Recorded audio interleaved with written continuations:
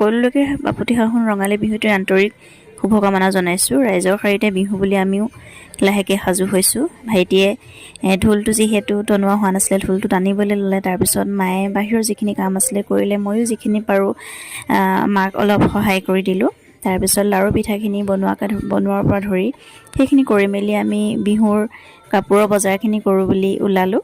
ভাইটি যদিও দেখাত ডাঙৰ হৈছে, সি সৰু দৰে হৈ আছে। বিহু আহিলে কাপোৰ কেতিয়া কিনিবা বা, তাৰ উৎপাত হয়। তাৰপিছত আমি আহিলোঁ লংকালৈ। আহি লংকাৰ এম বজাৰলৈ আমি সোমালোঁ। তাতে যিখিনি প্ৰয়োজনীয় আৰু ককা আইতা মা পাপা ভাইটি এনেকৈ প্ৰয়োজনীয় বস্তুখিনি ল'লোঁ। ইয়াতে নোপোৱাখিনি বাহিৰত গৈ ল'লোঁ। তাৰপিছত নিজৰ কাৰণে অলপ সময় পাৰ্লাৰত সোমালোঁ, ফেচিয়েল এটা কিবা এনেকৈ কৰিলোঁ। কৰি আহি হোটেলত ভাত খালোঁ। খাই ঘৰলৈ আহি বিহু বুলি লোকেল মাছ তেনেকৈ অনা হ'ল ঘৰত। সেইখিনি ঠিক ঠাক কৰি মেলি মায়ে সেইখিনি পাকঘৰত অলপ দেৰি হৈছে বাৰু কৰি মেলি বিহুৰ ভাত